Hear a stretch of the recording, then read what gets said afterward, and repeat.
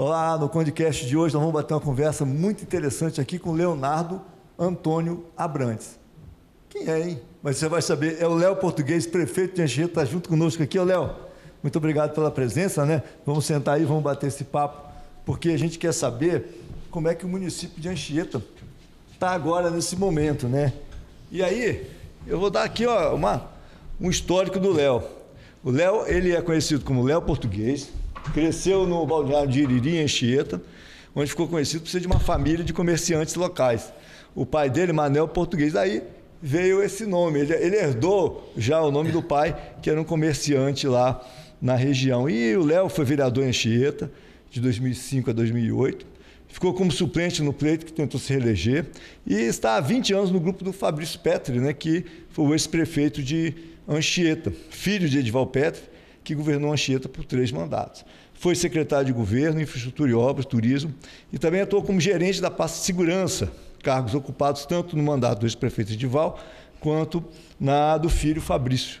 Então, Léo, eu ia perguntar por que Léo Português, né? Mas vocês vieram do comércio, não é isso? Sim, Ricardo. Muito obrigado pelo convite, estar aqui falando no Condecast para você de Guarapari, de toda a região, de Anchieta, o mundo inteiro, né? A plataforma hoje que tem um alcance excepcional. Então, parabéns por essa estrutura magnífica que você tem aqui. Obrigado. E a gente fica muito feliz de estar aqui e aí falar um pouco da minha origem, né? Léo Português, porque o Léo Português, como você bem disse, sou de uma família de comerciante, minha mãe aposentada, professora, meu pai já falecido, pioneiro em Iriri, no balneário de Iriri, Anchieta, chegou lá ainda jovem, no pós-guerra mundial, da Segunda Guerra Mundial, em busca de uma oportunidade, veio a ser pedreiro, carpinteiro, e aí depois ele chamou os meus avós, os meus familiares, a vir para Iriri, onde estabelecemos e construímos a nossa base familiar.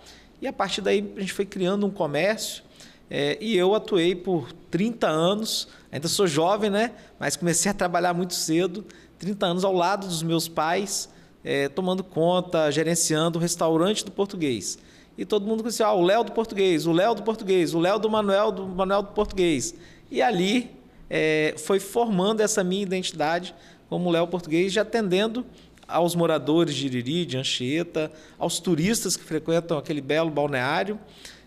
E a partir daí, a gente também foi entendendo que não bastava a gente crescer com o comércio, que a gente precisava também se envolver com a sociedade. Então, fui ainda no período da faculdade, eu já era presidente da Associação Comercial de Iriri. É isso que eu ia te perguntar, como é que você acabou de Léo Português, que era lá do restaurante do Pastel, virou prefeito de Anchieta? Como é que você entrou na política a partir desse nome que você já tinha, que ajuda bastante, né? Mas do conhecimento que as pessoas tinham de você na área do comércio. Exatamente, Ricardo. Então, no início dos anos 2000, ao ingressar na faculdade, ali final da década de 90, início dos anos 2000, eu entendia que todo o conhecimento de comércio, toda a estrutura familiar, base familiar bacana da minha família, a gente também tinha que ter um papel relevante na sociedade. Não participando de movimentos de igreja, de movimento comercial, me tornei presidente da Associação Comercial do Balneário de Iriri. A partir dali, houve uma aproximação, um envolvimento com o poder público também, porque as associações elas precisam dialogar, interagir com o poder público. Então, naquele momento, eu também tive a oportunidade de me aproximar, de conhecer mais de perto o saudoso Edival Petri, o Diva. E ali a gente viu o carisma do Edival, todo o desejo de construir uma sociedade mais igualitária, de construir uma sociedade mais justa. Ele tinha um slogan, enquanto prefeito, inclusive, de valorizando o social, que hoje eu trago um pouco disso também para a nossa gestão, daquele tripé de saúde, educação e assistência, que é governar, que é estar levando serviços públicos de qualidade a quem mais necessita. É a nossa missão, e isso eu aprendi com o Edival ali no início dos anos 2000 e continuei no grupo, passamos ali com 8 anos do Edival, mais 8 do Edival, 8 do Fabrício, e eu tive a felicidade de suceder o Fabrício e me tornar. Fui vereador, trabalhei com o Edival na Secretaria de Turismo, na Gerência de Segurança Pública e Social. Perdemos a eleição em 2012, voltei para o comércio da minha família. E aí, em 2016, quando a gente disputa com o Fabrício a eleição e ganhamos a eleição, eu volto para a Segurança Pública, passo para a Secretaria de Obras, Secretaria de Governo.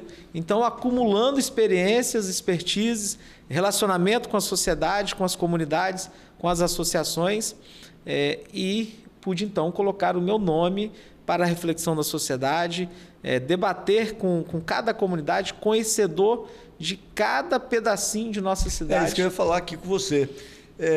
O fato de você... Porque a gestão pública é uma coisa muito específica, né? Muitas vezes ele chegou aqui hoje e perguntou: e aí, é pior ou melhor do que... É mais fácil ou mais difícil que você achava? Ele falou que não era mais difícil, não.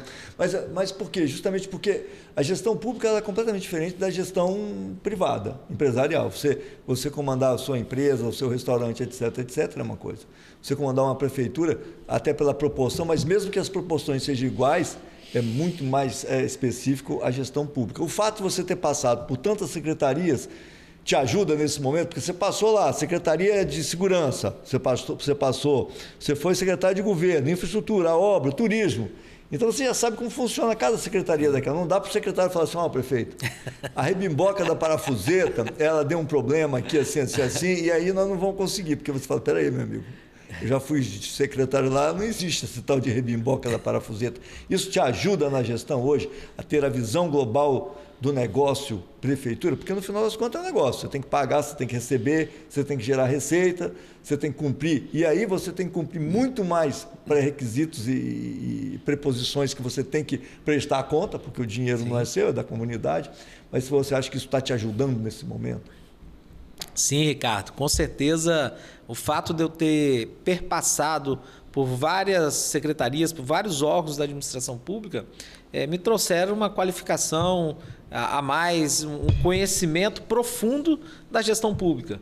Tive a oportunidade nesses períodos, principalmente agora com o Fabrício, nos últimos 8 anos, de estudar e conhecer profundamente o orçamento público. Até porque Anchieta, ele viveu, eu sempre cito, 2012 e 2013 foram anos de orçamento muito robusto da administração pública em Anchieta. Mas a partir daí, e principalmente com a paralisação da principal indústria, da principal empresa em funcionamento na cidade, que é a Samarco, Anchieta viveu também um momento de queda de arrecadação. E nós precisamos, aí chegamos à gestão pública novamente em 2017, com dívida, era uma prefeitura endividada, com pelo menos 100 milhões de reais de dívidas, algumas delas negociadas, renegociadas, que o Fabrício foi pagando e a gente continua pagando até hoje parte dessa conta, mas nos levou a ser estudiosos do orçamento público. Então, hoje, quando eu discuto com o secretário, além de todo o meu conhecimento por outras secretarias, eu consigo apontar e discutir com a Fazenda, com o planejamento, as necessidades, a entrada e a saída de cada recurso.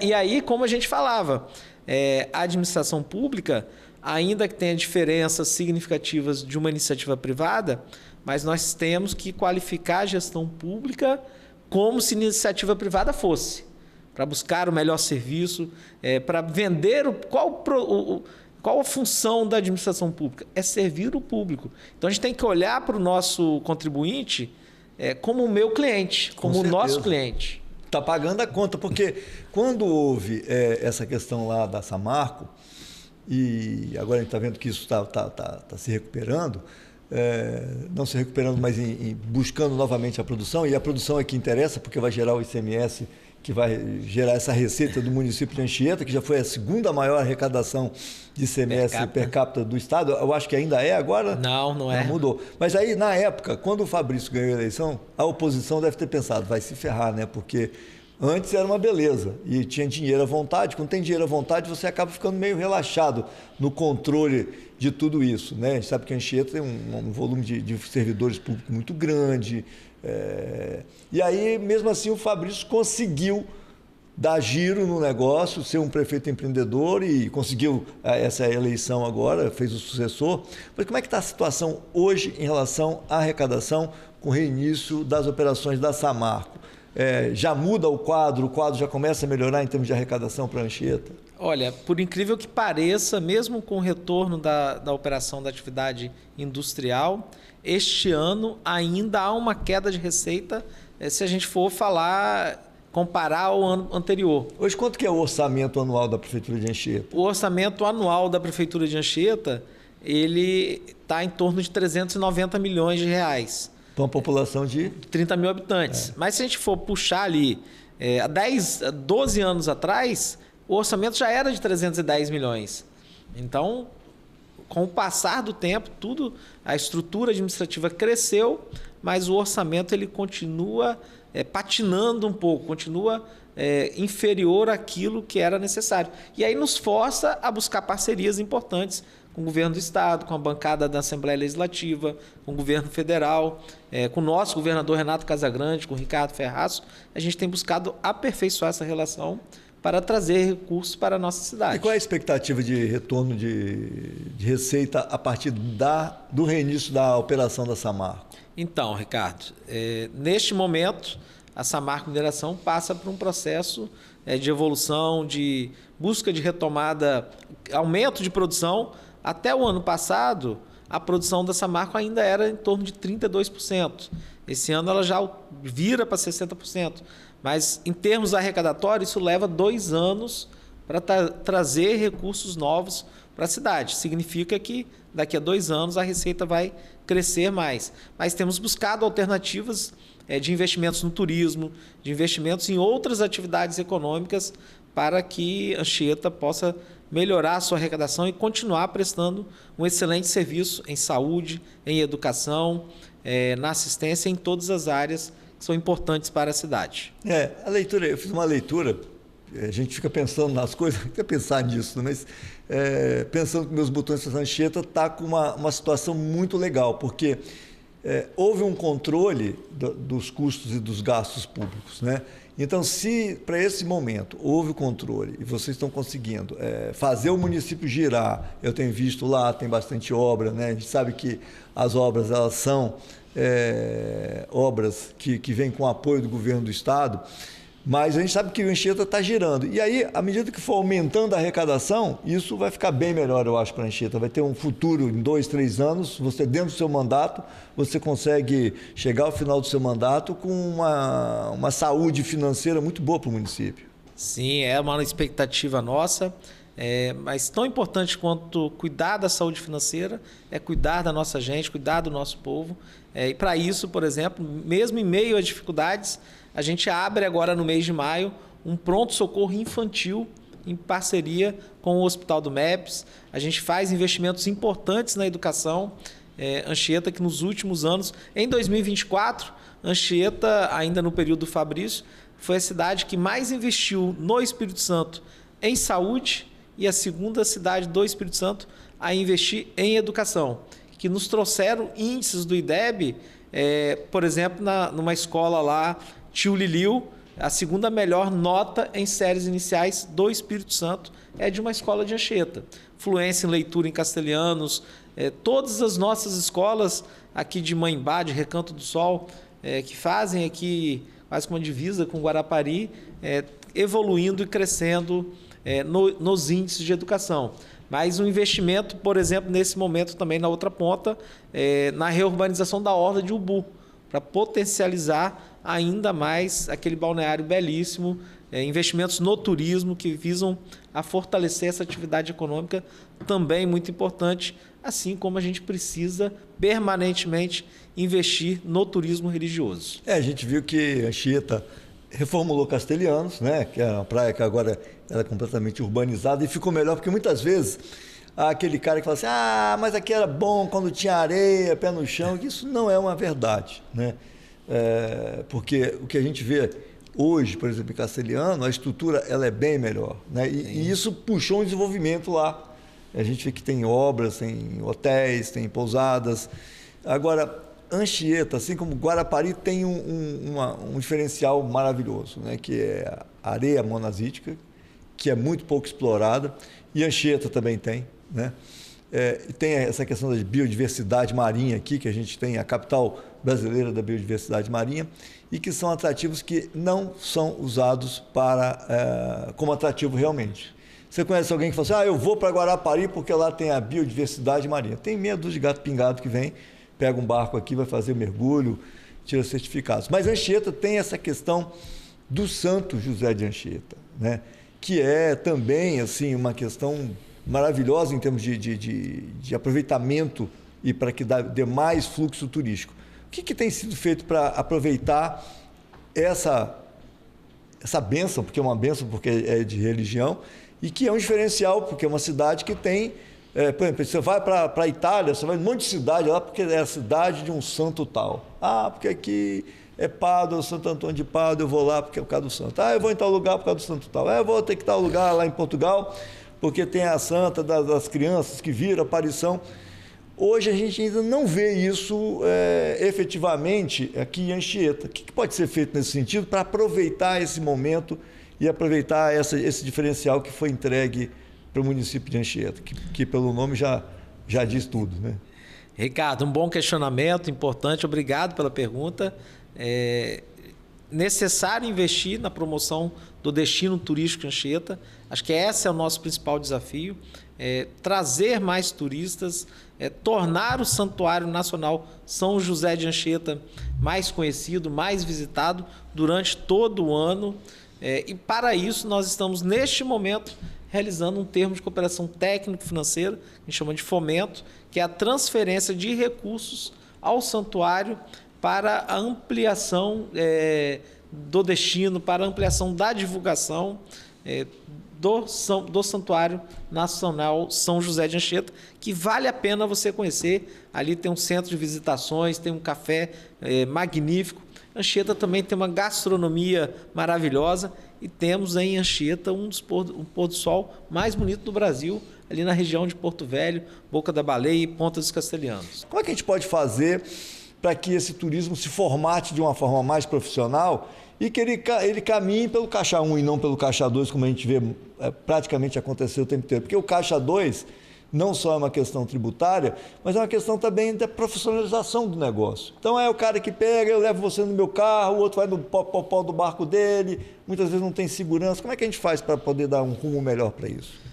Ricardo, desafiador, mas para além dos desafios, a gente vê uma janela de oportunidades.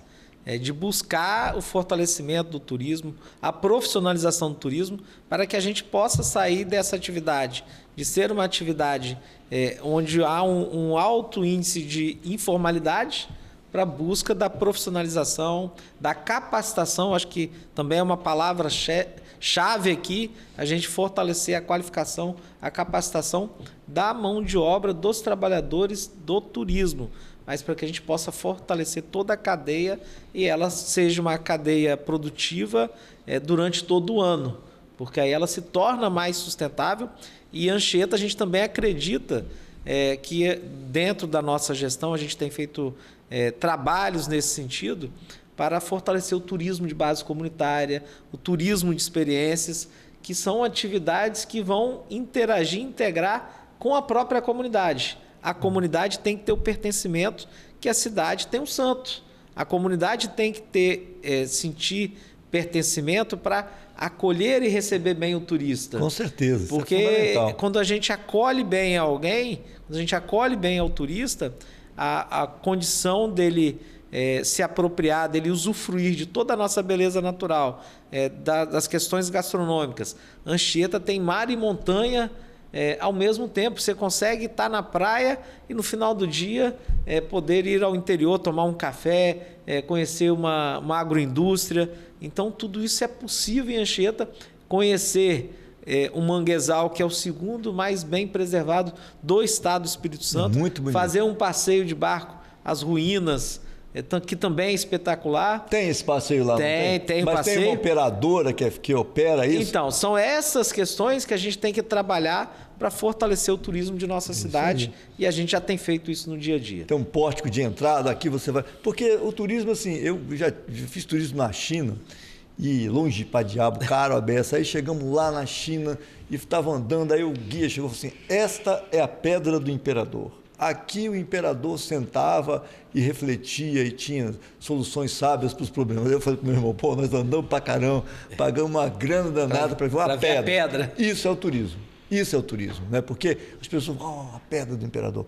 Então, assim, a gente está faltando fazer isso, né? E nós temos um projeto Turismo Nossa Maior Riqueza, que a gente vai abordar justamente esse tema hoje, a questão do papel do poder público no desenvolvimento do turismo. Mas o papel do poder público no desenvolvimento do turismo, ao meu ver, é dar as condições para que a iniciativa privada faça.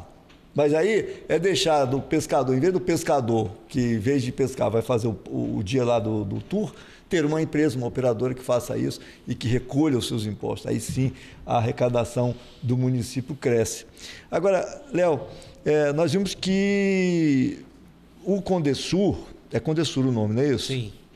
Condesul, ele é um consórcio público de desenvolvimento da região sul do Espírito Santo e ele andou meio desativado, agora se reuniram novamente, o prefeito de Guarapari é o presidente.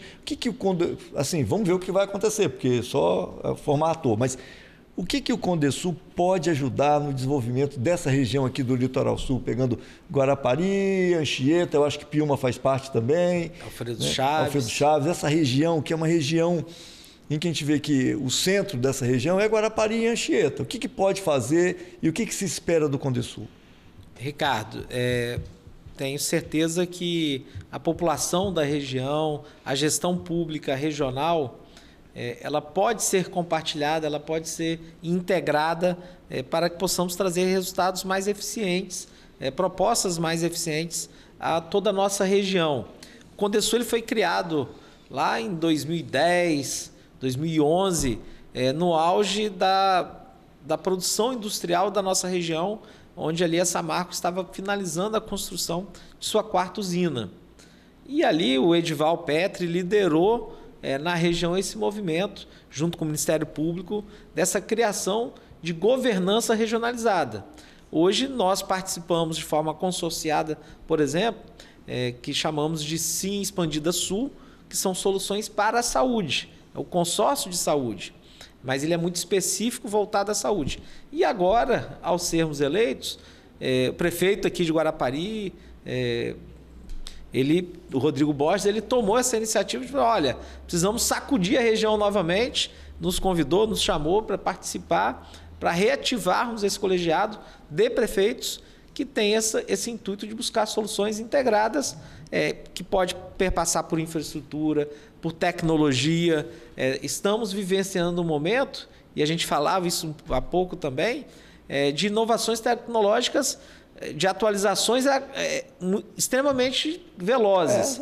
É mensal, o negócio é dia a dia. Exatamente. Né? Então, como a gestão pública ela tem a sua particularidade, a sua dificuldade também de contratar, quando você pensa soluções conjuntas, a condição de você fazer isso de forma célere, de forma organizada, de forma até trazer resultados efetivos para a gestão e para o cidadão, que é a nossa premissa ali para atender. Então, a gente acredita que o consórcio, nesse diálogo com o governo do Estado também, a gente fala que desenvolvimento do turismo, desenvolvimento industrial, mas a nossa região, por aqui, por Anchieta, por Guarapari, por Viana, e aí incluo outros municípios também, como Vila Velha, nós estamos no roteiro de uma ferrovia, que a gente também tem que discutir isso para que isso seja um atrativo de investimentos para a nossa região, que nos próximos 10 anos, com o advento também da reforma tributária, nós vamos ser muito impactados. Então, o Condesul pode ser essa mola mestre ali de discussão, de debate regional, com o governo do Estado, com grandes empresas e com a economia local, com as gestões municipais. O momento é propício, né? O momento é propício para o Espírito Santo, o momento é propício para a área de turismo e o que a gente espera é que isso aconteça. Agora, qual é a expectativa? Tá? Vamos inverter o lado, vamos passar a expectativa para o cidadão.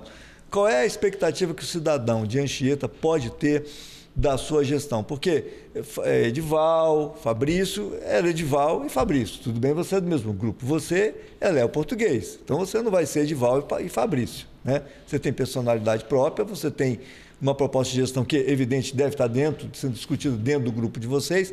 Mas o que o cidadão de Anchieta pode esperar dos seus 4 anos de governo que estão iniciando praticamente agora? Nós vamos aí para o 4º mês terminando. É um período de adaptação, apesar de que você assumiu dentro do mesmo grupo com mais facilidade quando é grupo de oposição.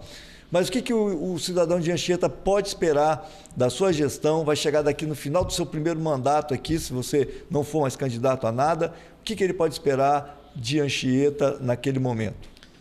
Bom, Ricardo, o anchietense nos conhece, sabe da minha dedicação, do meu compromisso, da minha responsabilidade, do meu trabalho incansável. Acordo cedo, 5 da manhã, estou de pé, faço ali uma primeira hora de atividade física, de um pouco de reflexão, daquilo que vem para o dia a dia, mas sou um dos primeiros a chegar na prefeitura e sou o último a sair.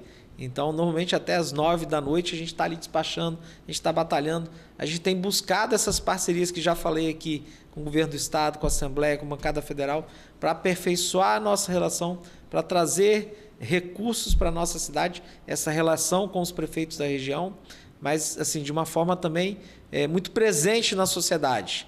A gente falou desde a construção do nosso programa de governo que seríamos um prefeito participativo, um prefeito, um gestor próximo ao cidadão. Então, o cidadão conhece, tem a presença do prefeito no dia a dia na sociedade, na igreja, numa missa, num culto, no final de semana visitando as comunidades, na feira, no sábado. A gente está todo sábado na feira porque a gente precisa ter esse contato do povo, que é pelo povo, para o povo, que a gente vai ali absorvendo, ouvindo, escutando as demandas e a gente vai aperfeiçoando a gestão com isso. Então, a gente tem um gabinete de porta aberta, acessível à população, presente com as comunidades também. A gente faz questão de discutir e daqui a pouco a gente vai implementar o orçamento participativo também, porque é a comunidade que tem que definir conosco as nossas prioridades da gestão. Então, a Anchieta pode esperar de mim, pode me cobrar dedicação, trabalho, foco nas áreas sociais, em saúde, já falei aqui da abertura do pronto-socorro infantil, dos investimentos em educação. Vamos inaugurar nos próximos meses uma nova escola em Anchieta, vamos fortalecer toda a rede de educação de nossa cidade, porque a educação, por ela, a gente pode transformar a sociedade. Mas investimentos também prioritários em área social, com a construção de habitações, de casas populares, e investimentos em programas como Anchieta Cidadã, que é a transferência de recursos do município a famílias mais necessitadas. Enfim, por todas as áreas a gente vai ter a nossa marca, a nossa presença, o nosso trabalho diário ali em prol do cidadão anchietense. Pois bem, conversei aqui com o Léo Português, ele que é o prefeito de Anchieta. Léo, vou deixar com você aqui uma caneca do Condecast, para você lembrar da sua entrevista aqui e dizer para vocês que o Condecast volta próximo sábado no ar com mais um programa da nossa série. É só você sintonizar, TV Guarapari 9.1, ou você acompanha também em todas as nossas redes sociais. Até lá!